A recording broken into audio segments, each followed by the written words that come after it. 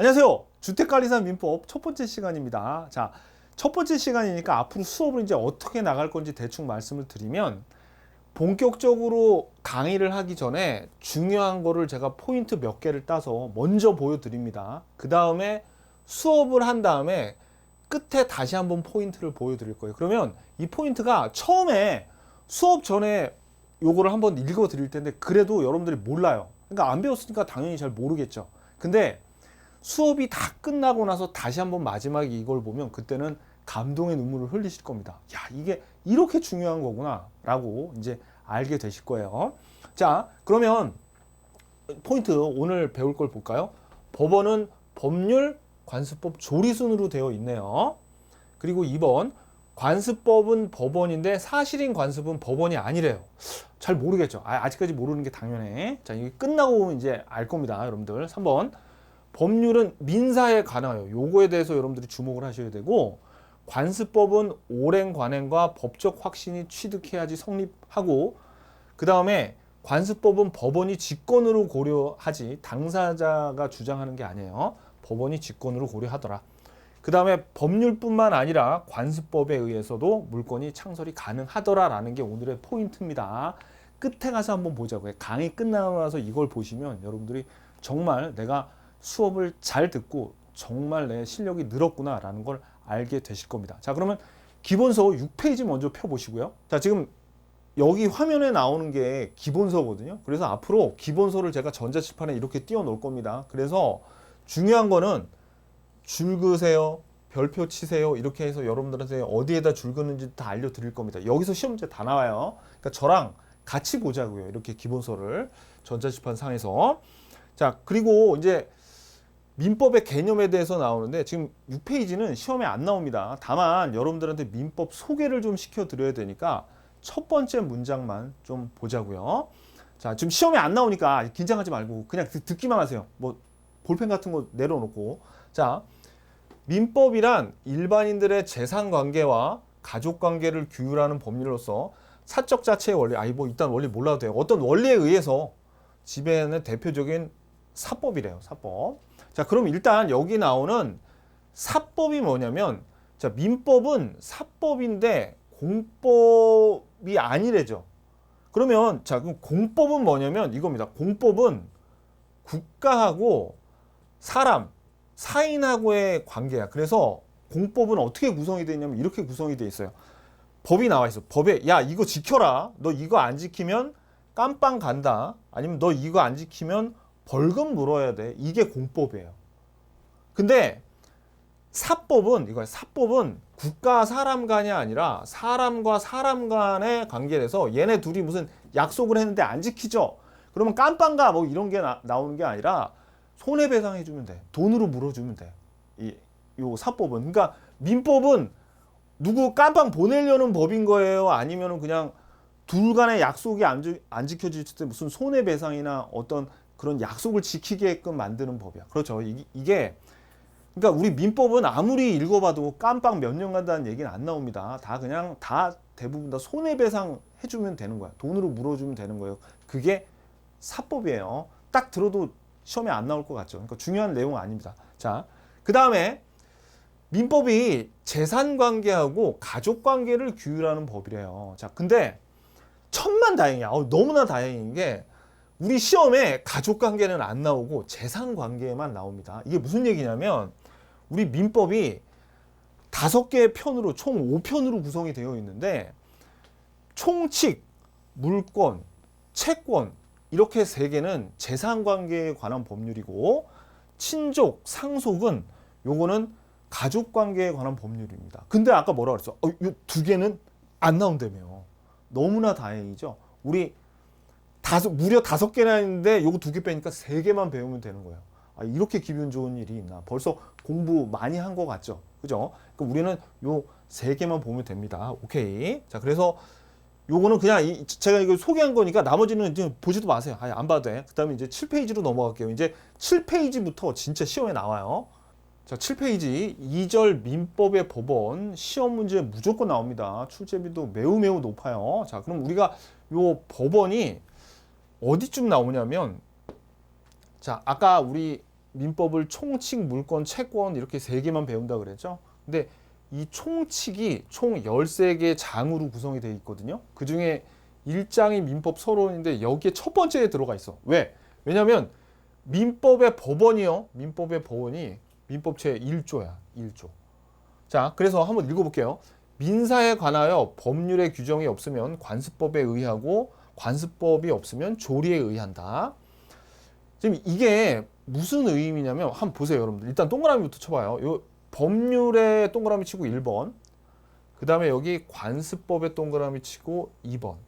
그 다음에 관습법이 없으면 조리에 의한대요. 조리에 동그라미 치고 3번. 자, 이게 이 한문을 보시면 알겠지만 법원이 법의 원천이라는 뜻이거든요. 법의 원천인데, 자, 2번 정의 중요하지 않아요. 전혀 중요하지 않은데 끝에 가면 뭐라고 써 있냐면 이게 요 법의 적용 순서를 정한대.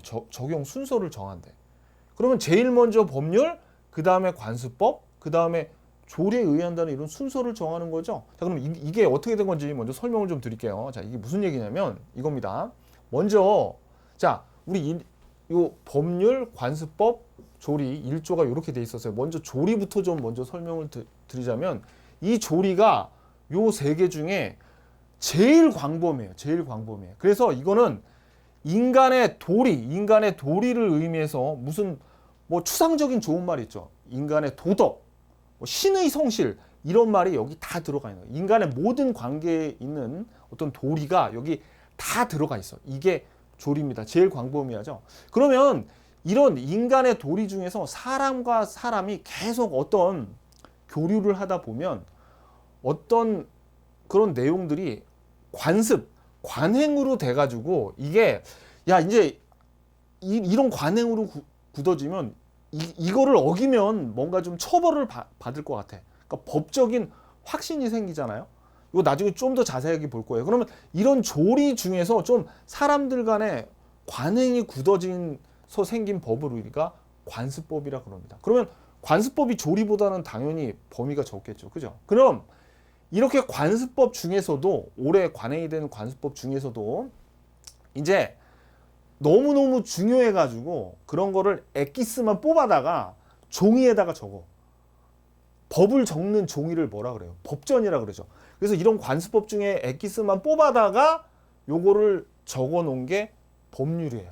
그러면 여러분들 제일 광범위한 건 조리고 제일 범위가 좁은 거는 법률이죠. 그죠? 그러니까 이건 너무나 당연한 거야.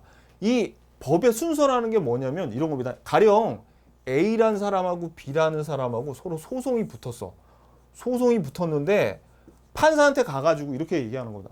아, 판사님, 우리 둘이 지금 소송 붙었는데 누가 잘못했는지 좀 알려줘요. 라고 했을 때 판사는 알았어요. 내가 알려줄게요. 하고 나서 제일 먼저 뭐를 찾는다는 얘기야. 법률에서 먼저 뒤져보는 거야. 이거하고 관련된 내용이 법률에 있나? 라고 법률을 뒤져보는데 법률에 규정이 없어. 그러면 어떻게 해야 돼요? 이거보다 조금 더 광범위한 관습법을 찾아보는 거야. 아, 근데 관습법에도 없네? 그럼 어떻게 돼? 제일 광범위한 조리를 찾아보라는 너무나 당연한 얘기죠. 그죠? 너무나 당연한. 여러분들도 한번 생각해 봐요. 예를 들어서 여러분들이 어떤 물건을 서랍에 넣어놓은 것 같아. 서랍에.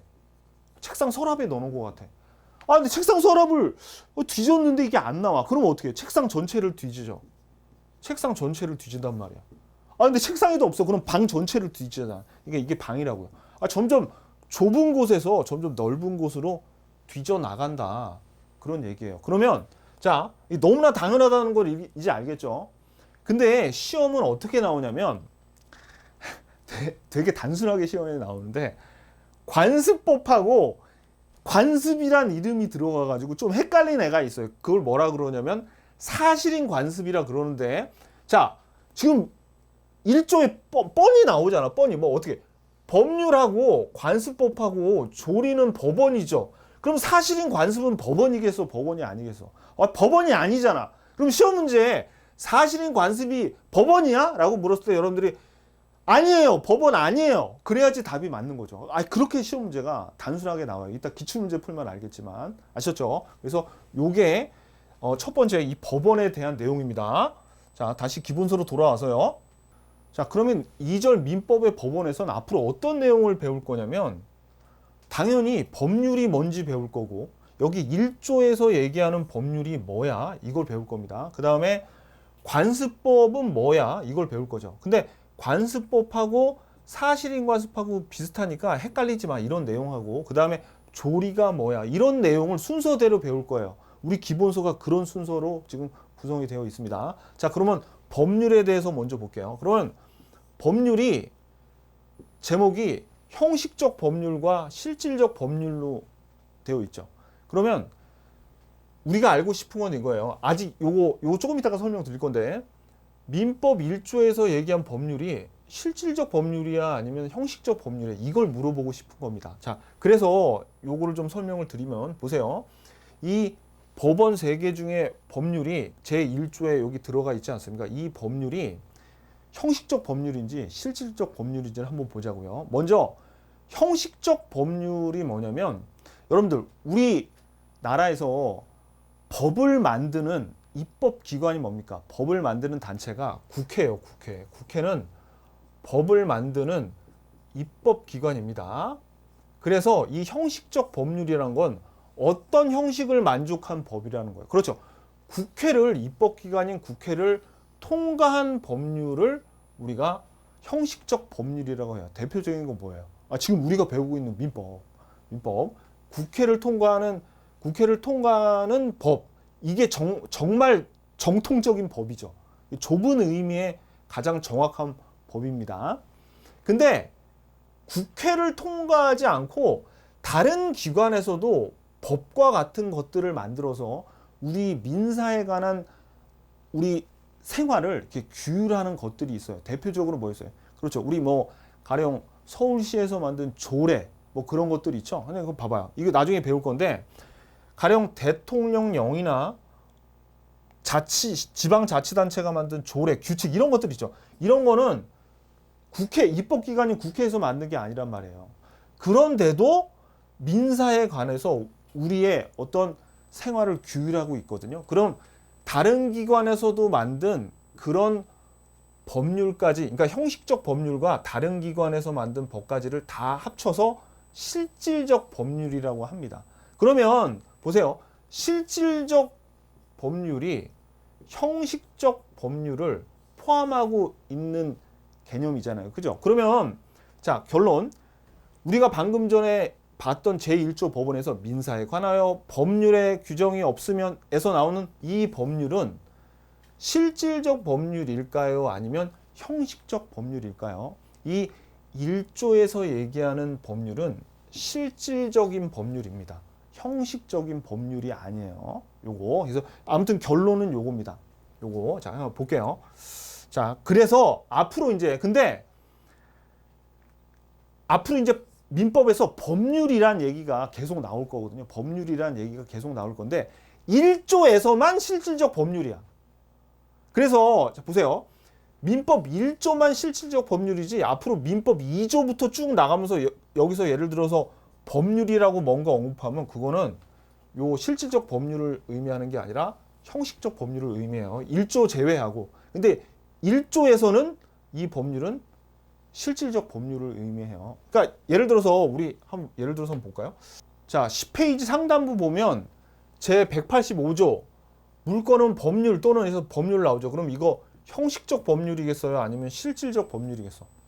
형식적 법률이죠. 왜? 1조가 아니니까. 1조 빼고는 다 형식적 법률이라고 했죠. 1조만 민법 제1조만 실질적 법률이라고 했습니다. 요거. 그리고 자, 우리가 요 실질적 법률까지 포함해서 요 법률은 법전에 써져 있거든요. 그래서 성문법이야. 근데 이 관습법하고 조리는 불문법입니다. 자, 그래서 다시 우리 교재 7페이지로 돌아오면 자, 그러면 여기 밑줄 그세요. 민법 1조에서 법률은 실질적 법률을 의한다. 실질적 법률 동그라미. 그럼 시험에는 민법 1조에서 법률은 형식적 법률을 의미한다. 또는 민법 1조에서의 법률은 국회를 통과한 형식적 법률을 의미한다. 그럼 맞아요, 틀려요? 틀린다고. 실질적 법률이라니까요. 아셨죠? 요게 시험 문제고요. 그 다음에 형식적 법률은 아까 말씀드렸듯이 좁은 의미에서 국회에서 제정 통과된 법을 형식적 법률이라고 했죠. 민법도 뭐예요? 지금 우리가 공부하고 있는 민법도 국회 통과했으니까 형식적 법률입니다. 자, 그 다음에 이제 실질적 법률, 쌍괄호 3번 볼게요. 여기 보시면 여기서 중요한 거는 여기서부터 지금 여기까지 쫙 나오죠. 쫙 나와. 그러면 여기서 뭐가 포인트냐면 입법부인 국회가 아니라 행정부나 다른 곳에서 제정한 것이라도 실질적으로 국민의 권리와 의무를 규정하고 있는, 자, 여기 별표. 민사에 관한 법, 민사에 관한 별표. 자, 그러면 동그라미 2번 읽어볼까요? 여기서 민사에 관하여란 민법적뿐만 아니라 개인의 사법적인 생활 관계를 규율하고 있는 민사에 관한 모든 법률 규정을 의미한다. 그러니까 우리 사인과 사인을 규율하는 거기에 대한 게 민사에 관하여인데 이게 굉장히 중요해요. 왜냐하면 보세요, 여러분들. 그러면 뭐 여기 지자체나 대통령 등뿐만 아니라 다른 것들도 많아요. 여기 한번 볼까요? 여기 그냥 괄호만 치세요. 여기서부터 공법, 국제법, 여기에 있는 조약 및 협약까지 다 포함하는 거예요. 그 다음에 명령, 조약, 규칙, 자치법규, 조례, 규칙, 국제 물품 매매에 관한 국제연합의 협약, 헌법재판소 결정, 괄호 냈죠. 그러면 이거는 여러분들 이거 다 일일이 외울 필요가 있다, 없다? 없다. 왜? 여기서 중요한 건 이게 중요한 게 아니라 여기에 밑줄 긋고 별표. 이런 것들을 그러니까 미련하게 이런 거를 막 공법, 국제법, 명령, 조약, 규칙 이런 거를 외우면은 쓸데없이 뇌를 낭비하면 안 돼요. 그러니까 여러 가지 막 있어. 이거 말고도 더 많아. 막 있는데 얘네들 중에서 어떤 것만 실질적 법원에 들어간다는 거예요. 실질적 법률에 들어가는 민사에 관한 거. 그러면 우리 시험 문제 앞으로 나올 겁니다. 뭐라고 쭉 나와. 여기 뭐라고 뭐 누가 정한 무슨 조약 및 협약 이러면 여기에 민사에 관한 것이라는 게 앞에 붙어 있으면 뭘 얘기하는 거예요? 실질적 법률을 의미하는 거예요. 그러니까 무식하게 이런 거 외우지 말라고요. 뇌를 낭비할 필요가 전혀 없어. 중요한 건 이거야. 민사에 관한 것이라면 이 말이 들어가야 됩니다. 이 말이 들어가야 돼요. 이 말이. 그래서 여기에 밑줄 근 거예요. 뭐 이런 내용이 중요한 게 아니라 우리 시험에 그리고 굉장히 잘 나와요.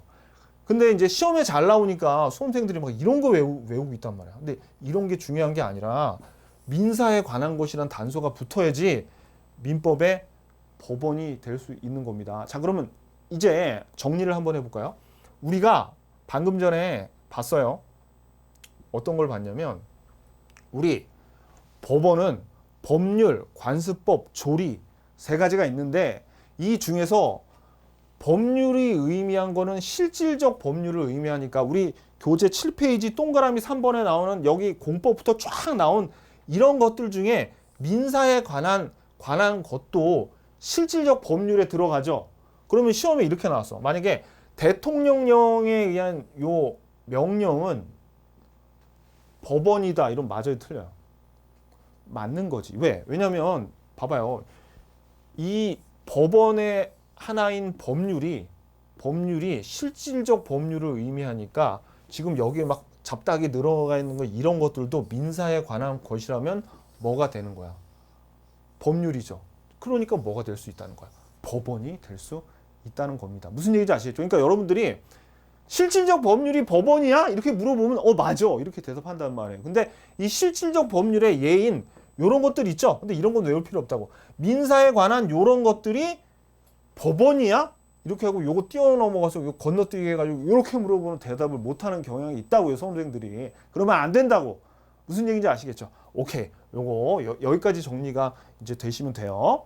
8페이지 2번 관습법에 대해서 볼게요. 자, 관습법이란 사회 질서에 반하지 않는 자, 보세요.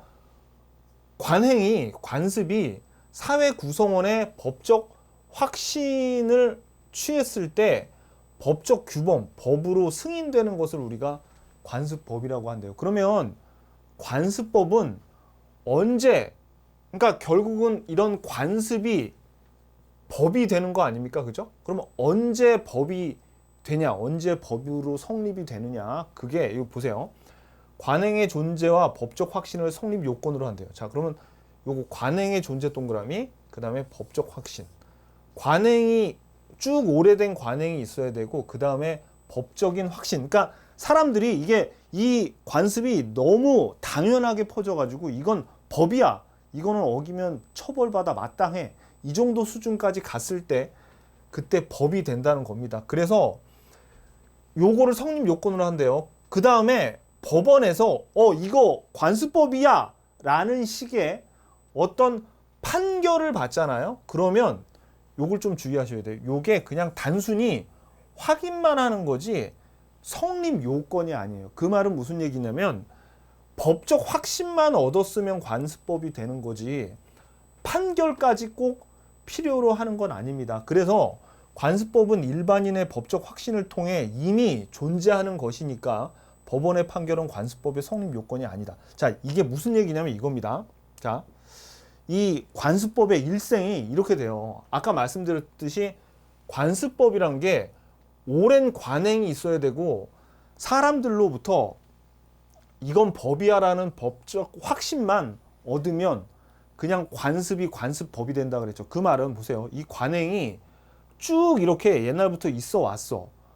그러다 어느 순간에 사람들이 아이고 그래 법적 확신을 취득한 거야. 그래 이거는 워낙 사람들이 다 지키니까 이제 법이야. 이거를 어기면 처벌받아 마땅해. 이제 이런 생각을 하게 되는 순간 그냥 관습법이 된다고요. 관습법으로 성립해요. 그러니까 관습법의 성립 요건은 관행이 존재해야 되고 법적 확신만 취득하면 됩니다. 그런데 보세요. 이게 법적 확신을 취득했다는 게 굉장히 좀 애매하죠. 그래서 실제로 있잖아요. 이게 관습들이 되게 많아. 관습들도 되게 많고 관습법처럼 보이는 것도 되게 많아가지고 저한테 누가 저 선생님 이거 관습이에요 관습법이에요 그러면 몰라요. 저 몰라요 진짜. 판사한테 물어봐도 판사도 몰라. 왜? 판사도 이게 법적 확신을 취득했다는 게 굉장히 좀 애매한 개념이어가지고 됐는지 안 됐는지를 잘 모른단 말이에요. 이미 관습법으로 존재는 하고 있지만 심지어는 판사들도 이게 관습법인지 아닌지를 애매모호하기 때문에 확신을 못 가죠. 그러면 이거를 확실히 하게 하려면 어떻게 해야 돼? 그렇죠. 법원의 판결로 그래 이거는 이 관습은 관습법까지 된 거야. 이때 이미 관습법인 거야 라고 확인이 되면 그때는 이제 이런 것들은 확실하게 관습법이라고 얘기할 수 있겠죠. 그래서 요 법적 확신을 취득했다는 개념도 모호하기 때문에 이 법원의 판결이 있기까지 여기는 관습법이 됐는지 아니면 그냥 관행인지가 굉장히 좀 애매모호합니다. 그래서 아무도 모른다는 거야. 이 판결이 나기까지는. 무슨 얘기인지 아시겠죠? 하지만 그렇다고 그건 아니에요. 판결이 없다 그래서 관습법이 아닌 건 아니야. 이미 존재는 해. 이미 존재는 하긴 하는데 판결이 나면은 그냥 거기에 대한 존재를 확인만 할 뿐이지 그렇다고 관습법이 없는 건 아닙니다. 무슨 얘기인지 아시겠죠? 관습법이 아닌 건 아니에요. 이미 성립을 했어. 근데 그냥 요 판결로 확인만 하는 겁니다. 그런데 보세요 여러분들.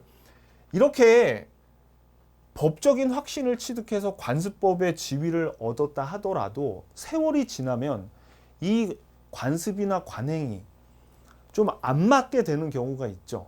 뭐 이 세월이 지나면서 이 관습이 굉장히 악습으로 변할 수도 있고 사회 질서에 반한 경우가 있어요. 그런 경우에 법 질서에 반하게 되면 이 관습법은 이제 그 효력이 소멸되는 겁니다.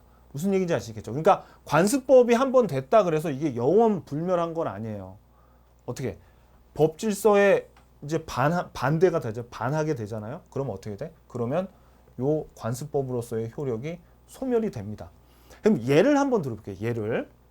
이제 우리가 관습법상 법정지상권이라고 있는데 이거 나중에 뒤에서 되게 중요하게 배울 건데 지금 미리 대충만 제가 설명드릴게요. 이게 사실은 가령 요 건물과 토지가 둘 다 A 소유였는데 B가 그냥 아무 말도 안 하고 건물만 아니라 둘이 이제 계약을 했을 때 별 얘기 없이 B가 토지만 그냥 싼 값에 산 거예요. 토지만 산 거예요. 그러면 여러분들 한번 생각해 봐요. B가 이 토지가 이제 A께 아니라 B께 된 거죠. 이랬을 때 관습적으로 많은 사람들이 여기서부터 이 관습적으로 어떻게 생각하냐면 야 얘가 건물이 있는데 토지만 샀다는 것은 이 A의 건물은 그냥 그대로 인정을 하고 이거는 철거를 안 하고 그냥 A한테 무슨 지료 정도나 받으려고 이렇게 토지만 샀겠거니 라고 많은 사람들이 관행적으로 다 그렇게 생각을 합니다. 실제로 부동산 사고 파는 사람들은 이랬어요.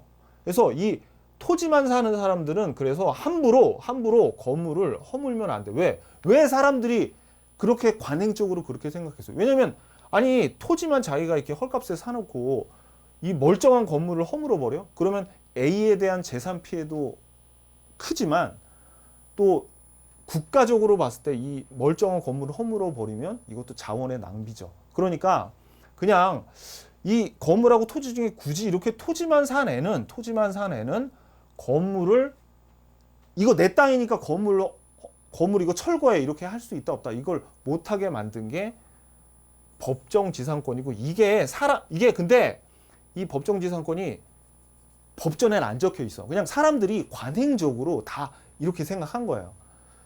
얘가 토지만 샀어. 그러면 건물 철거하면 안 되겠네라고 다들 생각을 했어. 그런데 그래서 이게 법적 확신을 이미 취득을 했단 말이에요. 그래서 사람들이 대한민국에 있는 모든 사람들이 다 그렇게 생각을 하고 있는데 또 이상한 놈이 있어요. 이상한 놈이 하나 딱 나타나가지고 어떤 생각을 하냐면 걔는 이렇게 이거 내가 비록 싼 값에 샀지만 이거 내 땅이잖아. 내 땅인데 이 건물 허물면 안 돼? 내 땅 위에 있는 이런 건물 내가 허물면 안 되나? 그런 놈이 나타날 수 있어요. 그럼 그런 놈이 다른 사람들이 다 이렇게 생각을 하는데 또 그런 놈들이 머리는 좋아. 법전을 막 이렇게 뒤져보니까 이런 내용이 없어. 법전이란 종이엔 안 적혀 있단 말이에요. 그러니까 얘가 어떻게 하냐면 소송을 건 거야. 저기요. 그러니까 이쯤 샀어요. 저기요. 판사님, 내가 얘 토지만 샀거든요. 그런데 내가 토지를 샀는데 이 건물은 그냥 내 땅이니까 허물면 안 돼요? 라고 이제 합니다. 이런 법정 지상권이 법전에도 없는데 내가 그걸 꼭 인정을 해야 돼요? 라고 소송을 걸어요. 그러면 이제 판사가 어떻게 해요? 판사가 소송을 받으면 그럼 이게 관습법이 될 때까지 법적 확신을 취득했나라고 막 이제 어떻게 해요? 나름대로 막 판결을 내리려고 노력을 하겠죠. 근데 판사가 조사해 보니까 이미 많은 사람들이 이런 상황에서 그러니까 얘만 빼고 다 이러면 철거하면 안 돼라고 법적 취득이 옛날에 이미 됐었어. 관습법으로서의 지위를 이미 누리고 있던 거예요. 그러니까 판사가 어떻게 야 허물면 안 돼 임마라고 판결을 내리면서 관습법의 존재를 이제 확인을 하게 됐어요. 그러면 어떻게 이게 다시 여기 판결이 되면 아까 여기 법적 확신 취득했죠? 이때부터 그냥 이제 허물면 안 되게 되는 거예요. 이걸 우리가 소급해서 뭐 이렇게 효력을 발생한다 그렇게 얘기하는데 그게 중요한 게 아니라 그러니까 어떻게 되는지 아시겠죠? 그러니까 이런 과정을 거쳐서 이렇게 관습법의 존재가 확인돼요. 그게 우리가 그 유명한 관습법상 법정지상권입니다. 관습법상 법정지상권. 그러니까 뭐예요? 이 관습법상 법정지상권이라는 게 원래 어떻습니까?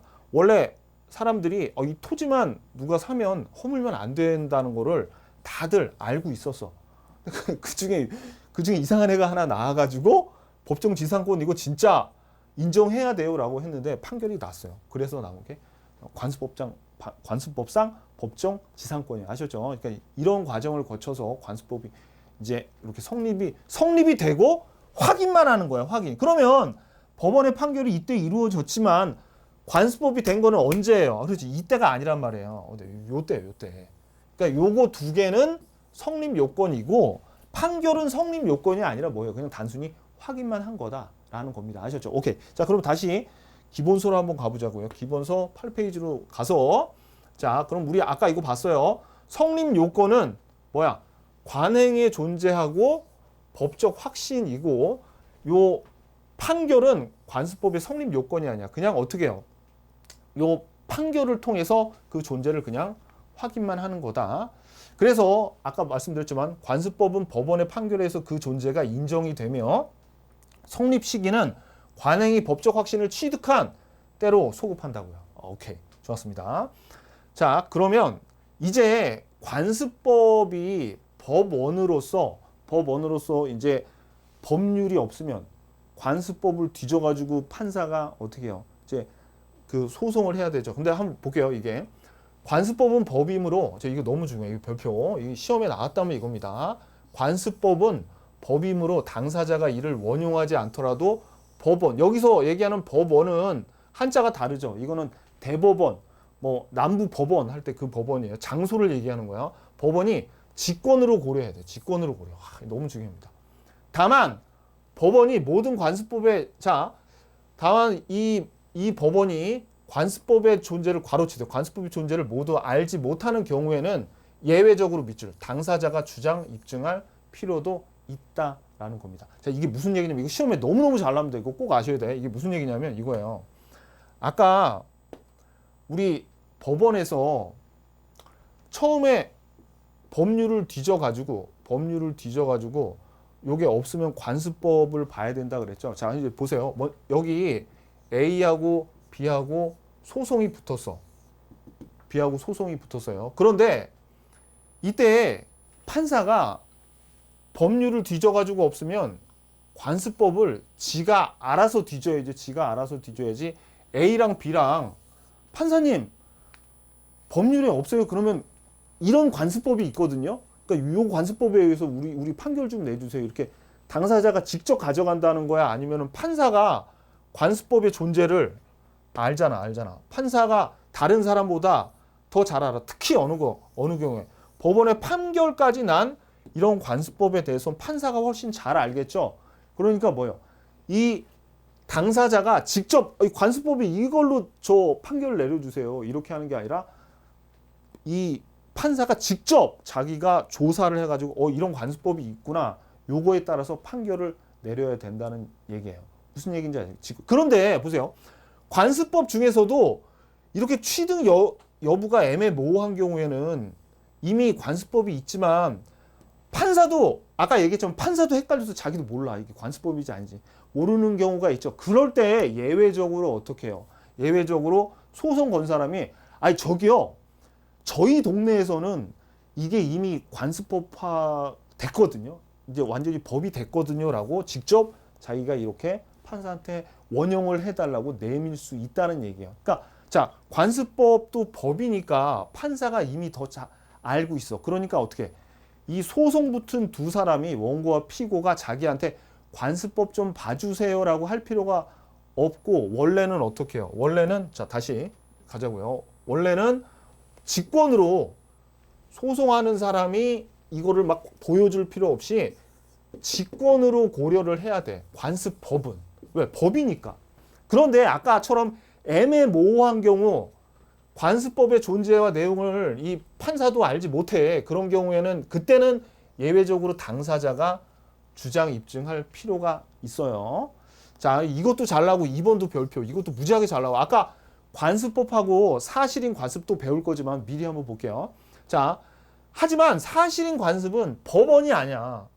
법칙이 아니기 때문에 그 존재를 당사자가 주장 입증해야 돼. 왜? 왜냐면 자 보세요. 이따가 이제 사실인 관습에서 배울 건데 사실인 관습은 지금 어디에 있냐면 이 부분에 있는 게 아니라 아직 법적 확신을 취득하지 못해. 그냥 관행만 존재해. 관행만 존재해. 이럴 때는 어떻게 해야 되냐면 판사가 이런 사실인 관습이 있는지 몰라요. 모르기 때문에 원칙은 어떻게? 당사자가 저기요. 이게 A, B하고 소송이 붙어서 그랬을 때 이 원고와 피고가 우리 동네에서는 이렇게 한다고요. 이게 관습적으로 이렇게 한 거라고요. 그러니까 난 죄가 없어요라고 판사가 직접 조사하는 게 아니라 당사자가 판사를 설득해야 돼. 그게 사실인 관습이에요. 자, 보자고요. 자, 반면에 사실인 관습은 그 존재를 당사자가 주장 입증해야 돼요. 당사자 밑줄. 사실인 관습은 당사자가 주장 입증. 그런데 관습법은 판사, 법원이 직권으로 고려. 함이 원칙이에요. 그런데 사실인 관습도 일종의, 자, 여기 요거 경험칙 동그라미, 경험칙에 속하고, 경험칙도 일종의 법칙으로서 당사자의 주장이나 입증에 구애됨이 없이 근데 이건 뭐예요? 이거는 마침 판사가 그 동네에 살아가지고 그런 관습이 있다는 걸 알았어요. 그러면 예외적으로 법관이 직권에 의해서도 판단할 수 있다는 얘기입니다. 무슨 얘기인지 아시겠죠? 이게 너무 중요해, 이거. 그러면 자 보자고요. 관습법은 원칙이 직권으로 고려, 예외가 당사자가 주장 입증이죠. 근데 사실인 관습은 이거랑 반대로 원칙이 당사자가 주장 입증, 예외적인 게 법관이 직권으로 판단하는 거예요.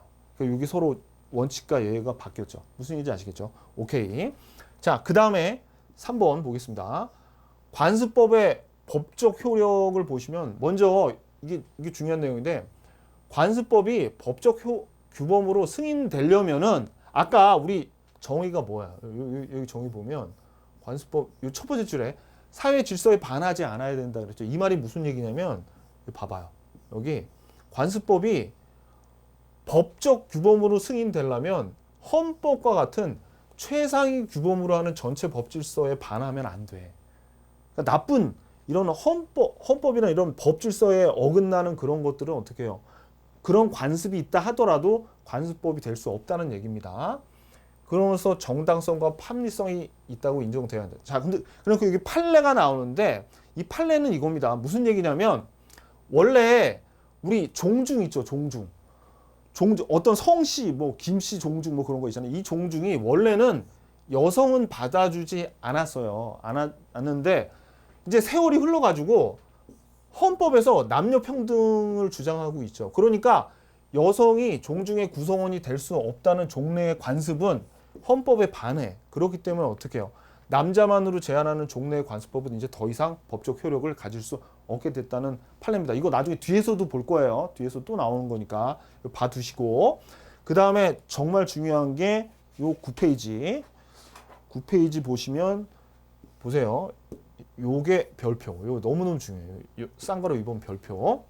자, 그런데 사회에 거듭된 관행으로 생성된 사회규범 관습법으로 승인되었다 하더라도 자, 여기서 밑줄. 사회 구성원들이 그러한 관행의 법적 구성력에 대해서 이제 확신이 없어졌어. 세월이 지나게 되면서 그 관습 자체가 좀 악습이 된다거나 아니면 더 이상 그게 유효하지 않아요. 아까 그 여성은 종중에서 받아들일 수 없다는 것처럼 그렇게 이제 세월이 흘러가지고 뭔가 관습이 바뀌게 되면 전체 법 질서에 반하게 되었다면 그러한 관습법은 법적 규범으로서의 효력이 이제 더 이상 소멸된다고요.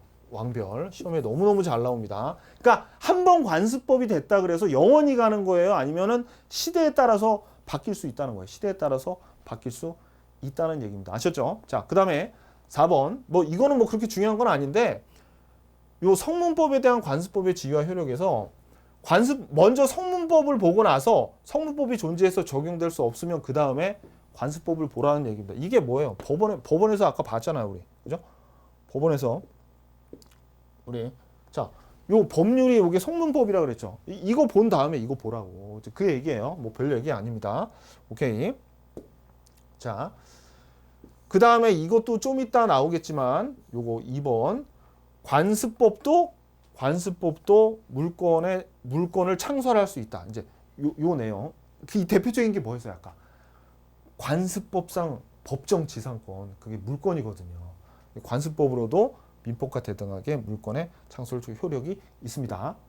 9페이지 5번입니다. 사실인 관습과의 비교. 자, 다시 한번 말씀드리지만 사실인 관습이 법원이에요? 아니에요. 사실인 관습이랑 관습법이랑 완전히 다른 겁니다. 관습법은 법원인데 사실인 관습은 법원이 아니에요. 자, 그래서 사실인 관습이란 사회에 거듭된 관행으로 인해서 사회 규범인 점에서 관습법과 유사한데 사회적인 법적 확신이나 인식에 의해서 법칙이나 법적 규범으로 승인된 정도에 이르지 못한대요. 자, 이게 무슨 얘기냐면 이겁니다. 자, 여기 봐봐요. 우리 관습법은 오랜 관행이 있죠. 그런 다음에 법적 확신까지 취득을 한 요 단계, 쭉 관행이 가다가 요 단계까지 특해서 이제 여기서부터는 관습법이 되는 건데, 사실인 관습은 오랜 관행은 있지만 법적 확신까지는 취득을 안 한 단계예요. 그러니까 어느 단계, 요 단계가 아니라 지금 사실인 관습은 요 단계에 있는 거죠. 그러니까 아까 말씀드렸지만 이 관습법에 대해서는 법이니까, 뭐 특히 법원의 판결이 확실하게 난 이런 경우에 판사가 이미 관습법의 존재를 알기 때문에 당사자가 안 갖고 와도 법원이 직권에서 고려하죠. 근데 한 요 정도에서 이게 판사도 잘 모르고 애매하게 잘 모르는 경우에는 예외적으로 당사자가 주장해야지 이제 요 관습법을 원용한다 그랬죠. 그런데 사실인 관습은 이거하고 반대야. 판사가 몰라. 이것도 잘 모르는데 지금 2단계에 있는 건 거의 모르겠죠. 그러니까 어떻게 당사자가 주장을 해야 돼. 당사자가 주장을 해야 되고, 운 좋게 판사가 이 동네 출신에서 뭐 경험칙으로서 알고 있으면 그때는 직권으로 고려. 너무너무 시험에 잘 나와요. 얘네들 지금 원칙하고 예외하고 바뀌었죠, 자리가. 너무너무 잘 나온다고. 너무너무 잘 나와요, 요거. 자, 그래서 요거 알아두시고, 그 다음에 너무너무 중요한 거, 요 2번 별표. 자, 보세요. 요 관습법은 아까 말씀드렸지만 법으로서의 효력이 있죠. 그런데 자, 여기 별표. 그러나 사실인 관습은 법령으로서의 효력이 없는 단순한 관행으로서 법률 행위의 당사자의 의사를 보충해. 그러니까 이거는 뭐예요? 법원이 아니라고. 그래서 여기 네모, 당사자의 의사를 보충하는 역할을 해. 요거. 그게 뭘 의미하면 요로 화살표에서 요 106조를 의미하는데, 법령 중에 선량한 풍속, 기타 사회질서에 관계없는 규정, 요 규정, 요게 요 가로치세요. 요게 뭐냐면 임의 규정이에요. 임의 규정이 뭔지 조금 이따가 알려드릴게요. 임의 규정 위에 적어놓으세요. 임의 규정과 다른 관습이 있는 경우에 당사자의 의사가 명확하지 아니할 때 그 관습에 의한다. 자, 이게 무슨 얘기냐면 이겁니다. 자, 우리가 방금 요 106조를 봤는데 요 법령부터 여기까지가 임의 규정이라 그랬죠? 그러면 이 임의 규정이 임의 규정의 반대말이 뭐가 있냐면 강행 규정이 있어요. 강행 규정. 자, 그러면 이 임의 규정하고 강행 규정하고 어떤 차이가 나냐면, 강행 규정은 이 민법에 적혀 있는데 강행 규정이 오면 처벌받아. 큰일 나. 이거. 아무튼 처벌받아. 큰일 나요. 이거. 처벌. 근데 임의 규정은 안 지켜도 돼.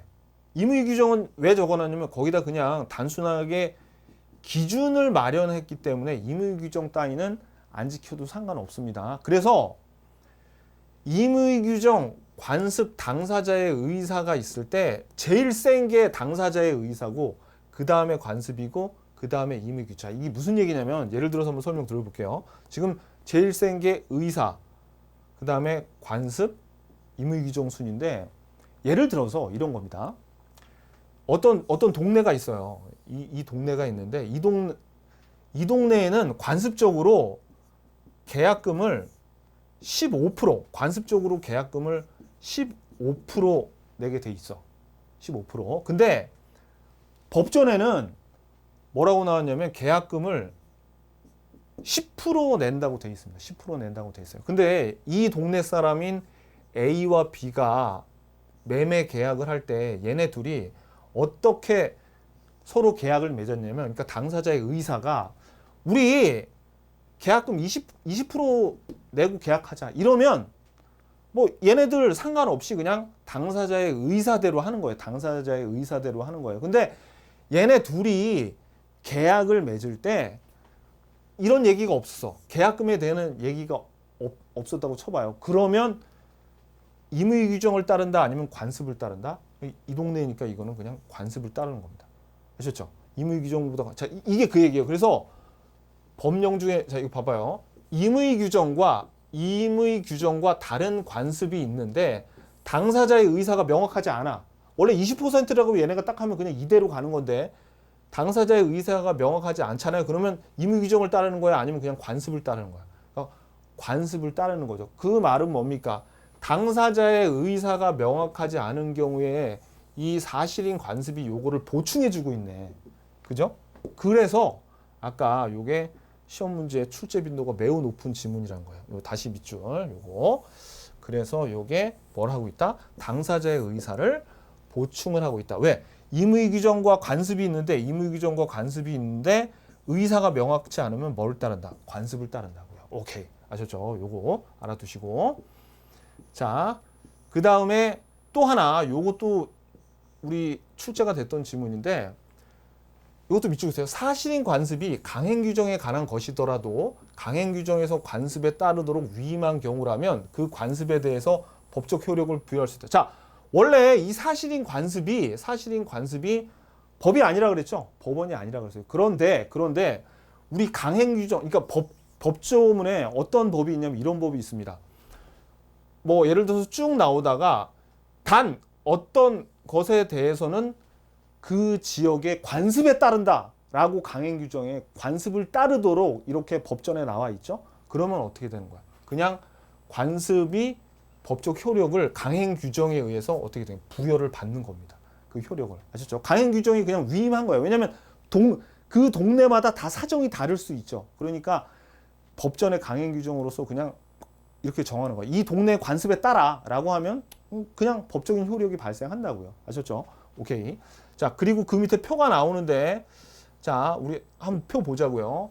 관습법은 관행이 존재하는데 요거 법적 확신까지 있죠. 근데 사실인 관습은 법적 확신이 없어요. 그래서 요건 법원으로 인정이 돼서 법규범인데 사실인 관습은 법규범이 아니고, 그다음에 정말 중요한 게 이거죠. 여기가 중요한 거예요. 여기 이거 관습법은 법원이 직권조사, 사실인 관습은 당사자의 주장 입증이 원칙인데 예외적인 게 이게 이렇게 됐죠. 예외적인 거 이거 꼭 알고 계셔야 됩니다. 요거 오케이.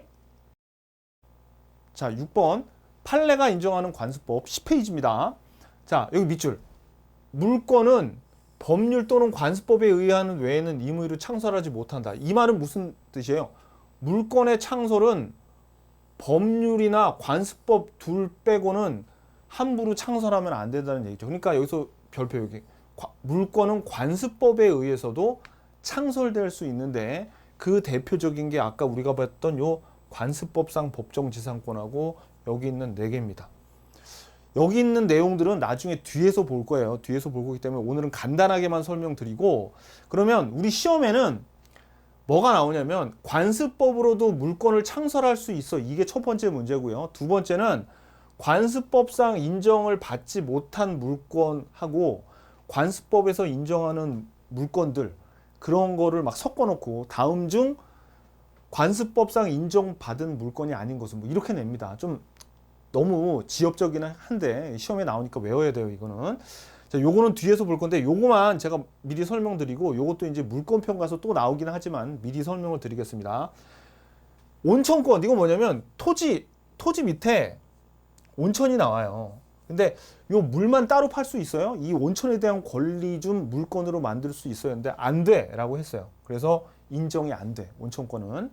그리고 사도통행권은 여기 요 길을 다니기가 남의 땅을 다니면은 이 사람이 굉장히 편하단 말이에요. 그러니까 이게 다른 사람 토지를 밟고 지나가면 너무 편한데 이것 좀 권리를 어떻게 좀 인정을 못 해줄까요? 라고 했는데 안 돼. 사도통행권. 다른 사람 토지를 함부로 지나가는 그런 권리는 없어. 라고 해서 안 되는 거고요. 그 다음에 근린공원 이용권은 어떤 동네가 있는데 여기 공원이 있어요. 근데 공원에 막 이상한 사람들이 와서 자꾸 공원을 어지럽히니까 이 동네에 사는 사람들이 이 공원을 사용하는 이 권리도 물권으로 좀 인정해주면 안 돼요. 그랬더니 그걸 어떻게 막아 임마 라고 해서 안 돼 라고 한 거고요. 그 다음에 4번에 요거 밑줄 그세요.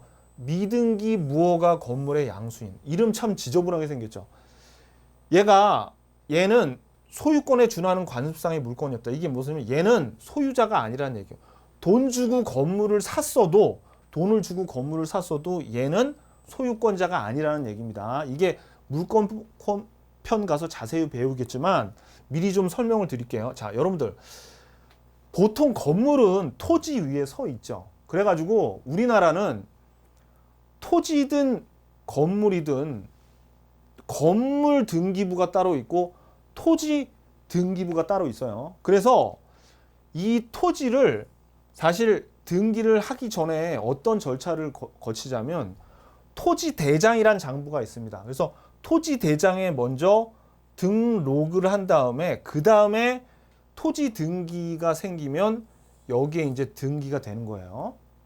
건물도 마찬가지입니다. 건물도 막바로 건물 등기에 등기하는 게 아니라 먼저 건축물 대장이란 장부에 등록을 먼저 한 다음에 그 다음에 건물 등기부에 이제 A가 이거 내 거야 라고 이렇게 등기를 해야지 진짜 주인이 되는 거예요. 그래서 여러분들이 이제 부동산 거래하시면 좀 아시겠지만 우리나라에서 진짜 이 건물 주인이 되려면 있잖아요. 이 건축물 대장 거쳐서 등기가 돼야 돼. 등기가 돼야지 진짜 소유자로 인정을 해줍니다. 그런데 아까 말씀드렸던 이 미등기 무허가 건물 양수인은 건물이 아직 지금 여기서 무허가라는 얘기는 아직 건물을 등록조차 안 했어. 등록이 안 돼 있으니까 당연히 건물 등기도 안 돼 있겠죠. 그러니까 미등기 무허가 건물을 누군가 샀대요. 그러니까 이 건물이 아직 건축물 대장에 들어가 있지도 않고 등기가 돼 있지 않다. 어떤 경우였을까요? 그렇죠. 이 건물이 막 한참 올라가고 있어가지고 건축물 대장 되기 전에 등기 되기 전에 산 사람을 우리가 미등기 무허가 건물 양수인이라고 하거든요. 그럼 이 사람도 아무튼지 간에 건물 살려고 돈을 냈으니까 얘도 소유권자로 인정해줘서 무슨 물건 같은 거 줘야 되는 거 아니야? 근데 안 된다고요. 안 된다고. 안 돼. 등기가 돼야지 소유권을 인정해 주는 거지. 이런 애한테는 인정 못 해주겠다라고 해서 아까 나온 미등기 무허가, 요건 밑줄 그세요. 미등기 무허가 건물 양수인은 물건자가 아니야. 그래서 요 4개 암기하셔야 돼.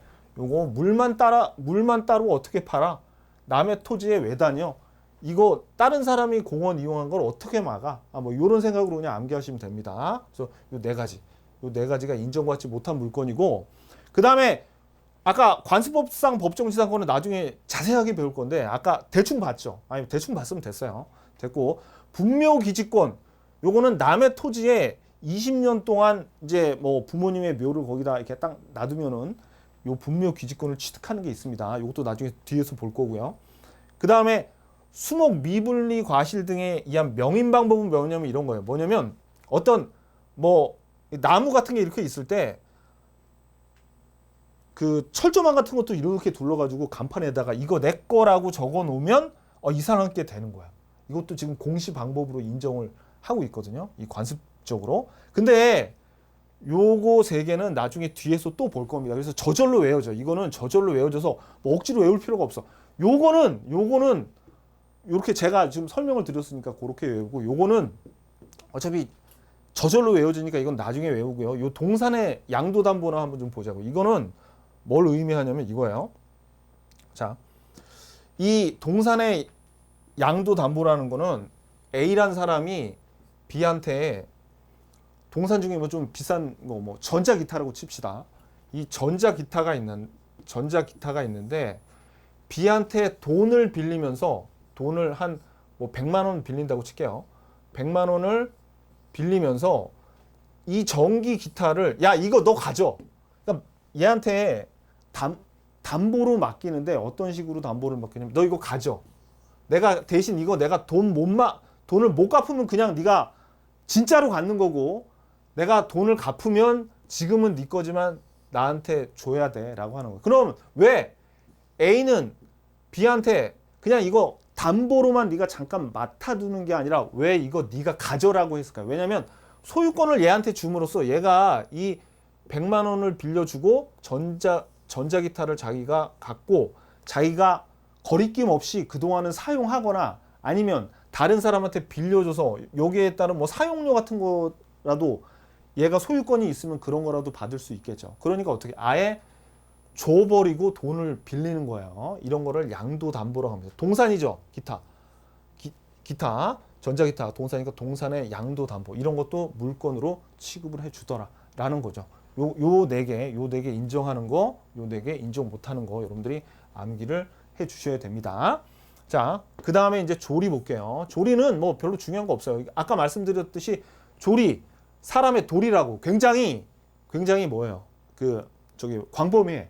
근데 이거 조리 법원이에요? 아니에요? 법원이라고. 이거 법원이었죠? 자, 그 다음에 2번. 가치관 등의 변천으로 기존 관습법의 효력이 부정됐다. 아까 우리 종중에서 여성은 받아들이지 않는 게 이제 가치관이 변천돼서 이제 요 여성들까지 종중으로 받으라 그랬죠. 그래서 부정되면 그래서 그 관습법이 이제 부정돼서 없어졌어. 여성은 받으면 안 된다는 거. 남성만 받는다는 효력이 부정되면 그 관습법에 의해서 규율되던 영역은 조리에 의해서 보충이 됐어요. 그래가지고 아까 요렇게 폐지가 된 게 어떻게 보충이 됐냐면 종중은 남녀 구별 없이 성년이 되면 다 받아들여 라고 이렇게 보충하는 역할을 관습법이 폐지되면 그걸 뭐가 메워줘? 조리가 메워주고 있다는 얘기입니다. 그러니까 여성은 안 돼. 여성은 안 돼라는 관습법은 없어졌는데 그 자리를 어떻게 해요? 남녀 누구나 다 종중 종원이 될 수 있어라고 어떻게 해요? 요 조리에서 이제 보충을 해 준 거죠. 무슨 얘기인지 아시겠죠? 오케이. 자, 그 다음에 조리, 자, 요거 밑줄. 조리도 법원이에요. 조리도 법원이에요. 조리 법원이야. 그래서 조리가 구체화되면 뭐 신의성실 원칙, 요 나중에 뒤에서 나올 겁니다. 신의성실 원칙, 법률행위 해석의 기준이 된다. 요게 나올 겁니다. 자, 여기까지 요게 우리 법원에 대한 내용이고요. 자, 우리 이제 포인트를 보자고요. 포인트. 자, 포인트. 법원은 뭡니까? 법률 보고 없으면은 관습법에서 없으면 조리순으로 보고 이 법률은 형식적 법률이 아니라 실질적 법률이었죠. 그리고 관습법은 여기 나왔듯이 법원이지만 사실인 관습은 법원이 아니에요. 그리고 우리가 요 실질적 법률에서 민사에 관한 무슨 조례, 규칙, 협정 뭐 그런 것들 있죠. 그런 것들은 다 실질적 법률에 포함이 돼요. 근데 이런 거를 미련하게 외울 게 아니라 민사에 관하여 요걸 잘 봐야 돼요.